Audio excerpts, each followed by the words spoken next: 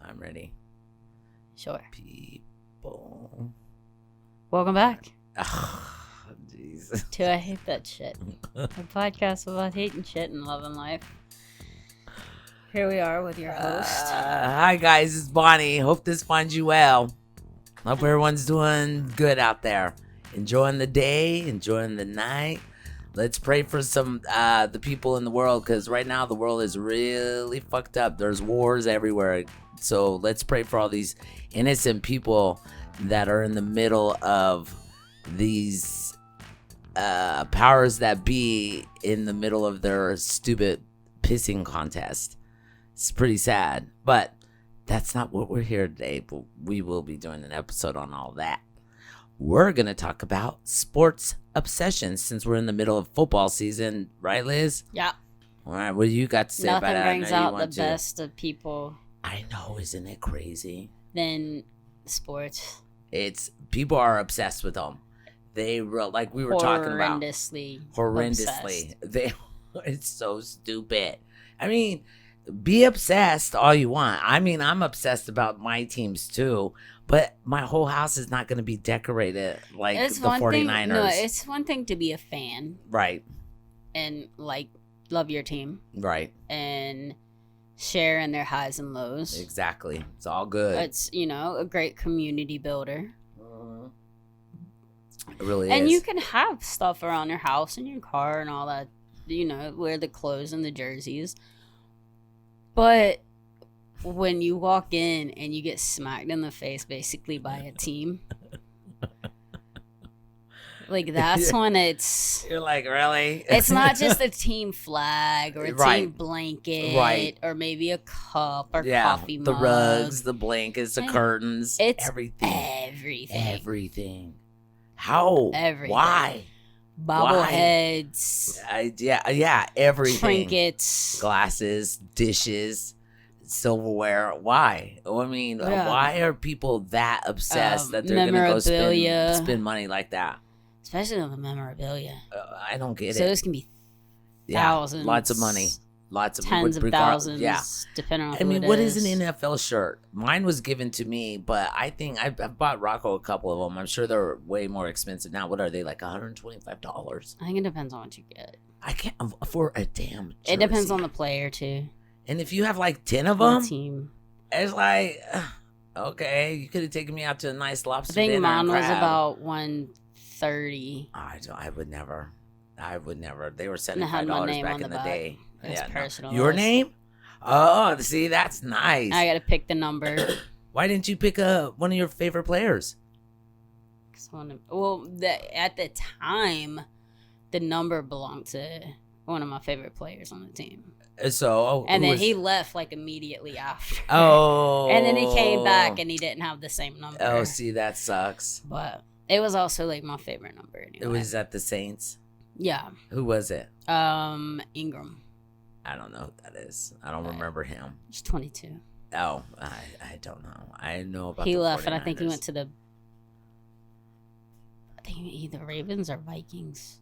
Oh, I wouldn't know. But then he came back either. And he didn't have that. I mean, I love watching football. I mean, for the longest time, I had the NFL ticket. We love watching football on Sunday, Monday, Thursday, but that is even getting to be too much on TV because now you have to pay to watch NFL football unless you catch Monday nights are still free or no? No. Because Thursdays aren't. I don't think any of them are. Yeah, it's just ESPN, right? Thursday night, if you have Amazon Prime. Right. They play Thursday night football. So I can watch that right at home because I don't have cable. If you have a streaming service. Well, I don't have any cable or anything. Right. So, but I do have Amazon Prime. Right. And that comes with Amazon Video. And that plays Thursday night football. I can't believe it costs to watch the football. As much as it costs. It's, And much less to be good to a game. Well, average price, the cheapest, I think I saw a thing where they were giving the average price of each team. the Chiefs, because of that bullshit that's going on. We're not going to talk about that. But No, but that they're rigging the system? No. Not that one? No. That's what came out today. No. Which The one? big publicity thing going on with them. The person. Taylor Swift and trying. what's his name? Travis Kelsey or Kels? I don't know. I don't think people are anybody thinking knows. it's a PR stunt. They are.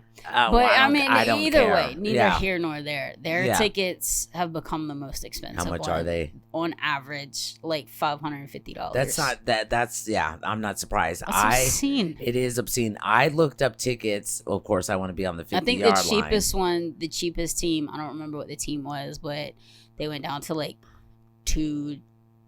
220, 230. Is that in the nosebleed section? I'm sure. No. That was just average price. Oh, okay. Nosebleeds are typically like $70 to $100. Well, I looked up games yesterday because my 49ers are coming to play the Cardinals. Yeah. So I was like, okay, we want to be on the 50-yard line. We have 2 seats at the end.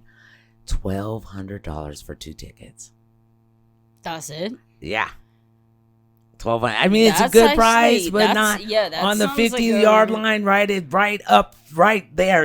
I will be able to talk to the players and give them shit. Yeah, that's I'll be right there. Really good. It is. I was like, and that's on the 49ers side? That's on the visitor side. Yeah. I thought that was that's pretty good. a good price. I know Rock's like, we're going. Today, but that's still a shit price. It is. It's still, I can't believe how expensive it is. I mean, you want to go. I mean, my girlfriend for her birthday, she lives in Virginia, and they're gonna go see the Ravens and the Commanders. I do believe. Probably. It was That's a in birthday Washington. gift, but she said the tickets were expensive, and then when she told me, I was like, that's a good deal, like less than $300 or something around there. I was like, wow, that's a good ticket for an NFL game. Yeah. They're expensive. That's what I mean. People are so obsessed with spending all their money on seeing these teams. But you tell me, folks out there, why is it that when a new franchise wants to come to town, that these billionaires, all of them are trying to be trillionaires, come to town and they want the taxpayers to build them a fucking stadium? What the fuck? What? That's what's happening right here with the hockey team out here. It's always one of two things, and essentially it's the bullshit. taxpayers that take the bait of it. So either the taxpayer, you say the taxpayers are paying for, or the teams, if it's an established team, right, they'll build it, but they'll be like, we're only gonna, because this is what the Panthers did. This is what Carolina did. They have a billionaire owner, right, and their training facilities. He's a nice guy too. I think. Is it the same? I don't know him personally, but yeah. Well, it's just shit you've heard. I don't agree with this. I don't agree with this thing that he did, but and it kind of pissed me off too. Oh man! Because at the time I was a taxpayer in South Carolina. Yeah, exactly. But their Bank of America, I believe, is still the name of their stadium. But it's in Charlotte. It's in North Carolina, which is right at the border. And their training facilities were there. And they were like, we're going to build a brand new training facility. It's going to be massive. It's going to have hotels and restaurants. A big old so complex. Guests can keep coming and they can stay. And if they're staying there, they can watch the team like the practice. Footprint Center. Yeah. And they were like, we'll build it across the border in South Carolina only if we can get this multi-million-dollar tax break. Of course. If not, we'll keep it in North Carolina. It's like, cool. So what's North Carolina going to give you? Jack shit. Exactly. Nothing. No. They're going to give them a damn thing. No, but what are you going to do? They're like, you're already here. Exactly. What are you going to do? We're not Leave? giving you shit. That's the problem with the people being obsessed with biggest sports. They don't part- see that part of the story. And the biggest thing that pissed me off, because they're like, we're not going to pay taxes for it. But they're like, it's going to create so many jobs in South Carolina. Not enough. No. Because here's the thing. It's right at the border. And it's going to be people coming Both from sides. Charlotte Right. and North Carolina working there too. Because I worked at an amusement park that was right on the line. Right. And they had North and South Carolina people Oh, I believe it. working there. So it's not creating a ton of jobs in South Carolina. It's creating a ton of jobs on the border where the people from North Carolina that already work for the franchise Right. are just going to be coming over. Exactly. So what? So you're just stealing more money. Yeah. That's what they do. That's the thing. And people are so, okay. On a good note, though, it's I like will you have say, the money to just you have build the it, money to build it, and then just build make it. the profit off Exactly. of it. You're gonna make so much fucking money off No, of they it. want the people that don't have any money. Breaks. They don't. I will say this, though. I mean, sports do bring, as a former athlete who played sports, coached it, did all that stuff, I do believe sports brings out the best in us. I think if you, because the camaraderie, I guess, everyone's on the same page with their obsession. You know what I mean? I mean, some people take it to the next level, but when you're like you, do you ever see you rooting against your favorite team? No. Exactly. So you're okay. I do have to say this. It sounds so bad. Okay. The 49ers came in here and whooped the Cardinals' ass two Sundays ago, I do believe it was. Or was it Thursday Night Football? I don't remember. Sure. No, I think it was 2 Sundays ago. But anyway, I live in Arizona, so of course I root for the Cardinals. But my favorite team, the 49ers, is in town. I still found myself rooting for the Cardinals because I knew they were going to get their asses whooped. And whooped it, they did. They got their asses whooped. And I felt wrong. I was like, traitor. I was like, I know my team's going to win. I mean, someone has to give some mojo to the team that really needs a lot of help right there. I felt I did. Because I live here. So I don't want to be a complete traitor, I mean, one thing. You can root for the home team, right? You can root for the home team all season. Yep. Until they play your team. Exactly. That's true. And then. Yeah. Then it's like, fuck you. You're cut off. You're cut off. I love you. I'm not going to be insanely pissed off if you win. Right. But I'm going to still be pissed off if exactly. you win. Okay. I don't want you. Now, here's... Especially if they're in the same division. Right. In the same division. Because that's how it was with Carolina and the New Orleans. Two rival teams are in the same city playing. And that leads me to say that if your team loses, there's going to be a riot in the street. Why? Stupid. Why do you riot after your team win? No, I don't want to say rioting, but why do you get all boisterous? Why do you go and light shit on fire and turn over shit when your team wins? That's if your team wins. We all know that's the Eagles. God. Let's be honest. They tear down Philadelphia if they win or if they lose. That's so wild, man. Have you noticed they started the city would start greasing up the light poles and shit. Good for them. Do something after some deterrent. They're like, all right, it's gonna be a big game. We gotta grease them up so they can't tear the shit. It's terrible. I mean, there's only 2 undefeated teams right now: the Eagles and the 49ers. But the Eagles, their fans really, I just can't believe tearing up my own city when my team won. Or lost. Or even lost. Even if your team lost, people have to remember that you are bigger than just a fucking football game or any sport out there. I mean, look at the parents, the way the parents are with their kids when they want to fight the refs and they want to fight the coaches. And their kids are out there just having fun. Kids, because their kids. Yeah, it's like you want to fight a 9-year-old. I've seen a lot of like the baseball games. They weren't ridiculous. Like high school. They weren't peewee, but they were like 9 to maybe 14. Mm-hmm. And the catcher would block home base. They wouldn't have the ball, so they couldn't actually block it. Right.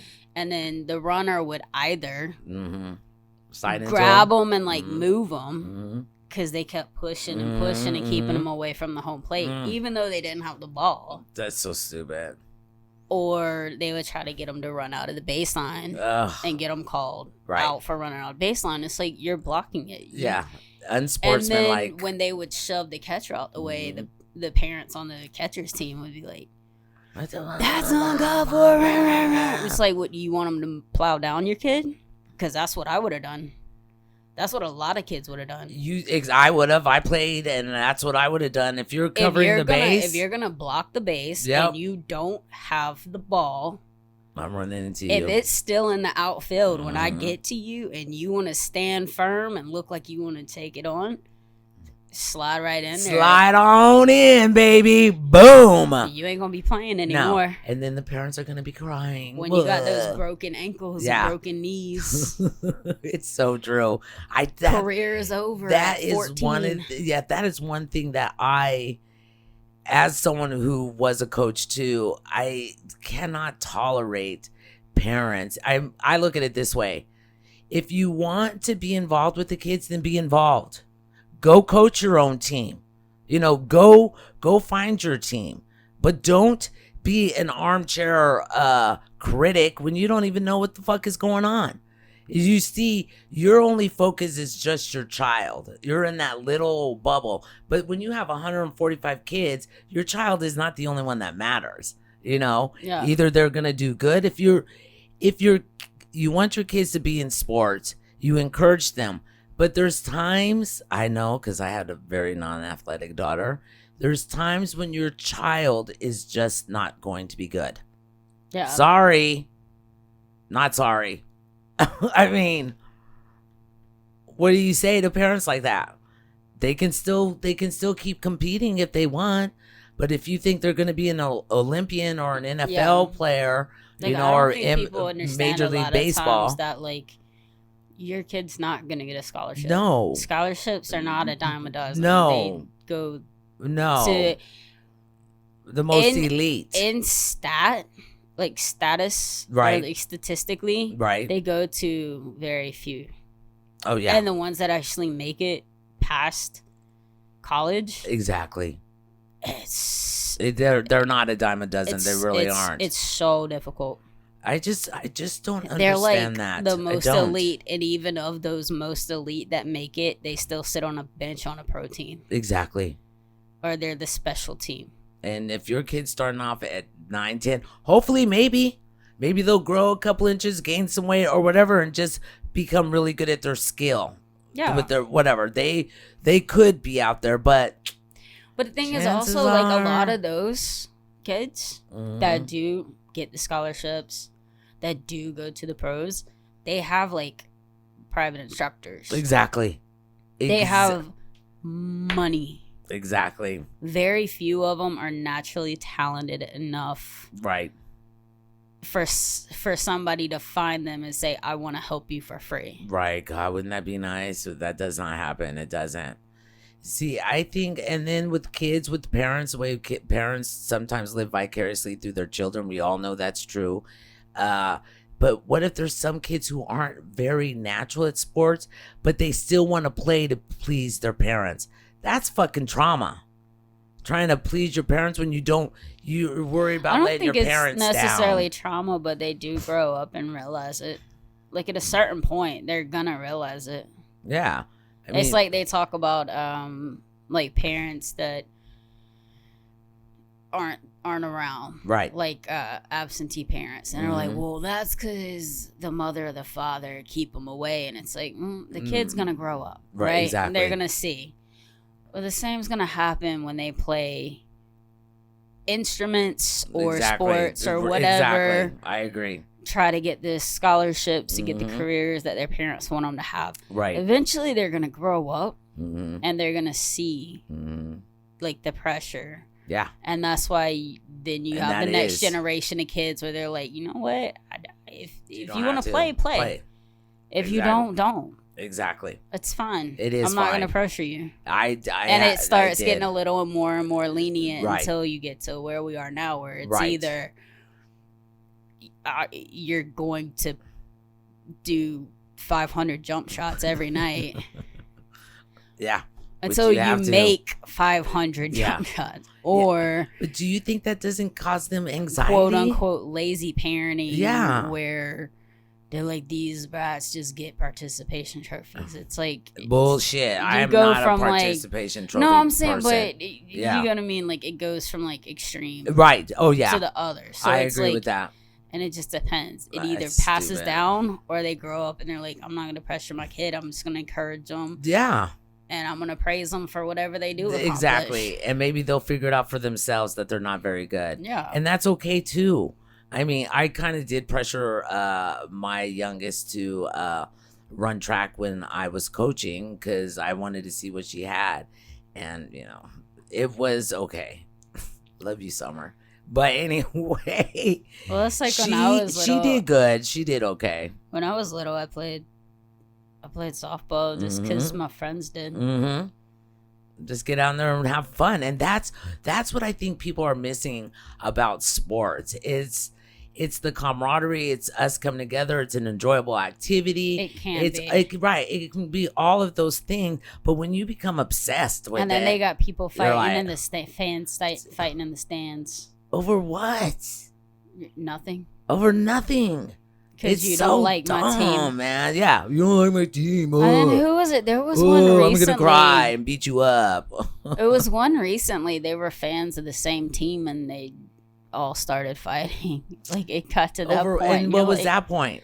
Were they just know. fighting about some detail? I just remember it was a bunch of the same fans. I I'm don't like, know. how do y'all forget what these events are supposed to be? Yeah, this is what someone said. Someone says, as a non-sports person, I never understood our country's obsession, preferential treatment, and worshiping of anything that has to do with the NFL, NBA, NHL, and MLB, be it tax subsidies of stadiums, cable bundling of sports channel, which DirecTV totally took away the NFL ticket, which sucks, DirecTV, and or looking down on people who are not into sports. That one is the truth. It's just like, what, you don't have a team? What, don't you know what's going on in the sports world? It's like, I have better things to do. You can kind of say that about a lot of things. That is true too. There are other sports isn't the only obsession that we have. I agree with that. And there are plenty where they're like, you have like, what, you've never seen Harry Potter? You've never seen Star Wars? You've never been somewhere or done tried something. Tried some like, food. what? Are you crazy? Yeah, You've never true. had sushi? Yeah. Or you don't like it? Are you crazy? It's like those obsessions go across the board. But I do agree with that too. Because I feel like all of those need to be fixed. They do. It doesn't matter if I don't like something. I don't have to like it. No. I'm not knocking you for liking it. Are they tax exempt? Who? The sports leagues. No. The churches are. Churches are. No, so it's kind of like I don't know that one. They're not necessarily tax exempt. So merchandise and all that is taxed. Right. As for like property tax for the stadiums and stuff, or like those business taxes. Right. I'm assuming it would be like a new business. Oh yeah. Like if a big factory or something comes to town and they're like, all right, well, credit. for 10 years you don't have to pay taxes on the bullshit, building, man. even though you're still paying employment tax. And you're still paying sales tax, and you're still paying distribution tax. So you're still paying all that. You're just not. You get a tax break. Exactly. But it's not at the federal they're level. They're still paying. It's still most of the time. Man. No. Most of the time, the tax breaks are state level. Oh well, that's still too much. Because the state or the city wants them there, so they're like, we'll give you a tax break to put it here, like solar, like the solar panels I got. They're like, if you put it in Phoenix, Phoenix in the state of Arizona, we'll give you a tax break. Yeah. They're still paying the federal and all that, but it's... But then they get those breaks and they still want money from the taxpayers. It's such bullshit. All right, anyway, I could talk forever about that one. The one I do want to talk about, because I will say that it's akin to a plantation with black folks on it, and that would be college football, college basketball. how these kids just now are being able to make money. We talked about this last time. Okay, let me break it down to you. This is the way I see it. You go to college, you get a scholarship, and your only job is to play sports day in, day out, night and day, and do your classwork. So how do you have money to subsist on a daily basis when you're out there working hard and making everyone come to the stadium and watch on TV, and they're making all these college owners and whatever they are, the chancellor, presidents, whatever, they're making money hand over fist, and these kids ain't getting shit. But now they can use their likeness. Now they can. It was the because school it's getting bullshit. the money, not the actual dean. The money Right. went to the school Yeah. and the football program Yeah. to get them better and better and better. But what about how do they eat? How they go out on The school gives them every fucking But thing. remember, before it was illegal to do it's that. illegal to bribe them to come to your school. All right. But what about once they were at the they school, can have money? they would give them full rides, where their housing, they would have Right. individual rooms, Their tuition and housing. the best housing, Right. the best rooms, Right. the best equipment, the best books, the nice new stuff. They would have unlimited food cards. Yeah, and the You know minute what I mean? yeah, but the minute you get hurt, they don't give a fuck. They cut your ass. They don't care. Look at in the NFL. If you get hurt and No, you're they just still- a rookie and For the all of a most sudden part, still you're not stay playing. on. Because Mm. most of the college, most Mm. college injuries aren't career ending. No, they're not. So they'll keep the student athlete just because Right. they're still invested in them. I just think that the college kids deserve so much more. When you get into the stats, the numbers, the money, these colleges, and of course, the Big Ten and all of those, they're making so much money, and these kids are like, I can't even get a Chick-fil-A sandwich. You know what I mean? Damn well they can walk into pretty much any restaurant. If they're True. on a winning team, Right. they can walk into anywhere. Well, and the lucrative TV deals that they get to show their team on. I mean, all that money, yes, I understand it goes back into the program. But why they would get the wink wink nudge, Right, nudge exactly. under the table shit. But why? That's why they didn't complain as much. Okay, that is true. But why cut certain sports from the program because they're not making as much money as the three big ones? I mean, some programs have cut tennis.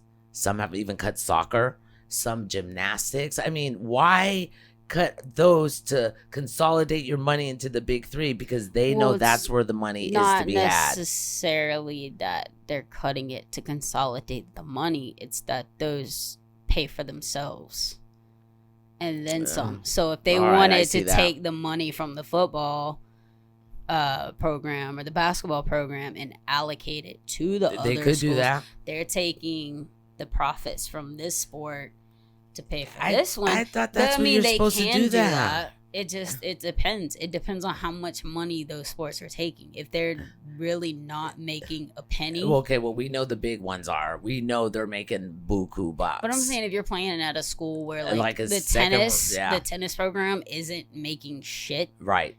They're just spending money to give you an education for free, and you're not bringing anything back to them. They're shipping you all over to do matches, and you're not winning. Well, you can be winning, but you're not getting attention. No. You're not bringing them money. Exactly. Then, so it's yeah. Let's dash your hopes and dreams because you're not making us enough money. Versus you're making enough to break even. Right.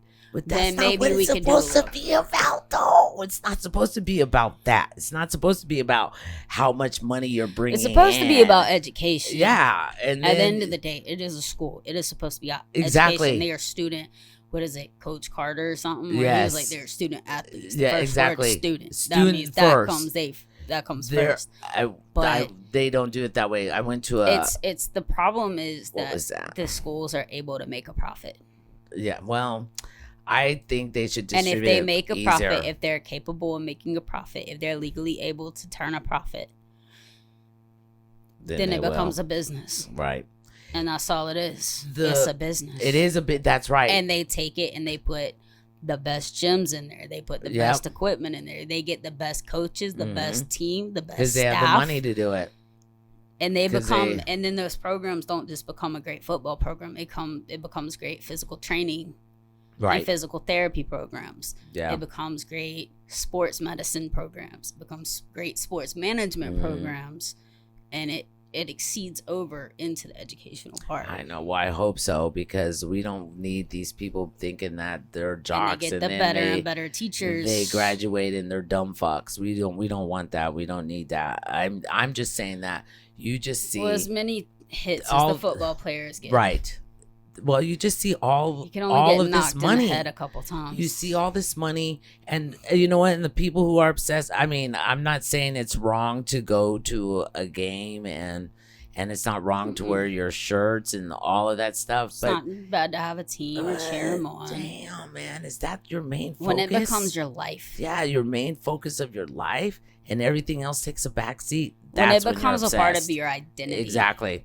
I think that's the threshold. When it becomes a part of your identity. It's stupid, man. That's ridiculous. It is, because you're like, well, my son's gonna be the best, and I don't care. It's just like that. There's this lady when I was coaching at the middle school in Albuquerque, coaching girls and boys track and field. Her son was he was a handful. And he tried to come run for me. He ran for me his 6th grade year. He tried to come run for me his 7th grade year, and he was too obnoxious, and he interrupted it, and I kicked him off the team. So a year later, he comes and he tries out. Of course, he was one of the best players. But you know what? Fucking humble yourself. You know, don't, just because you're good, you don't get to disrespect your coach or your teammates. None of that stuff. And so he learned, and toward the end of the season, when you have that many kids and you're only allowed to take your top 5 for every event, right, in track and field, well, he could have qualified for every single one of those. And I didn't put him in every single one. I wanted my other kids to run too.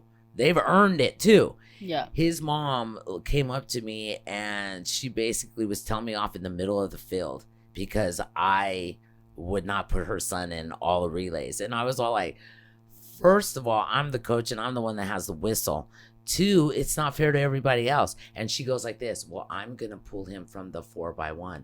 My 8th grade boys 4x1 was better than the best high school team by 0.4 of a second. And they're 8th graders, right? Yeah. So everyone loved them. And I was like, go ahead. I said, I will just replace him. And she kind of was like, she said some few choice words to me because she didn't get her way with me. And I called Rocco. I was upset. And I went to sit back up in the stands. And her son, my runner, he came and he sat with me and he said, sorry, coach. And I was like, you don't have nothing to be sorry about. I said, if your mom pulls you by the 4x1, I said, that would suck. And I hope she doesn't. But I didn't, oh no, I didn't beg. I was like, okay, that's your choice. You know? Do you think she pulled him? No. She was trying to manipulate That's why you're the a situation. better coach. I would have been like, fine. I guess he's not running. I was like, go ahead. I mean, if you and then I would have just benched him, and I would have been like, sorry, your mom said you can't run. Exactly. Your mom told me that you can't run. Since you can't run in everything. Yeah. You can't run in this, so I'm sorry, but you got to sit down. It was like, even if she backed down and I'd be like, I'm sorry, your mom said no. It was bizarre. And I mean, and you, those are, and she and was then when she menace. comes back and she's like, I didn't say, yeah. Yes, you did. Yeah, you did. You said since he can't be in every race, he's not going to be in this one. Yeah. So he's not in it. She did not pull him. And then we'll see how far he goes exactly. when you keep getting him pulled out of races. Well, see if he gets a scholarship when nobody lets him run because you keep annoying him. No. And she had sons at the high school, and your her child, reputation was Your Everyone child knew. is going to be the one who suffers. Exactly. And then they're going to resent you. And he did too. He didn't. And then when they don't go to the Olympics or Yeah. they don't get on whatever team, Exactly. just know it's your fault. You had him benched in the 8th grade, so he didn't get to practice and run and be on the high school team. He tried, but there was so much bullshit, I guess, going on at home. But he was a good kid, and I think he would have gone places if he would have had a different mother. Or if he would have just snuck around behind her back. Yeah, I mean, he was a good kid, but she was a menace at the high school level. Everyone knew who she was because she thought she was that typical parent who was living vicariously through her children. She was that person that thought, oh, my kids I'm gonna be able to sit at home or sit in the box and watch them play. She already had that in her mind. And these kids one's in middle school and one's in high school, and you're like, let them, hone their craft. Let them get better before you're over there all like demanding shit, Oh, she was a terrible person. It was not pretty. But anyway, being obsessed with sports is a no bueno, people. What do you think? I think it's horrible. I think you need to know where the line is and don't cross it. Don't cross it. And people can come let us know what they think. Yeah. At I Hate That Shit official on Instagram. You can also, if you're watching on YouTube, you can comment, like, all that good stuff. And see me. Tell Bonnie if you agree with her or not. And I'm okay if you don't. I'm a big girl. But I'm just she might talking respond, from though. Yeah. I'm just talking from experience in my own life. And as an old lady, I think I'm pretty much right, And on that note, we're gonna close. And as always, don't let shit get you down. You're not alone. We're all in this together. Peace.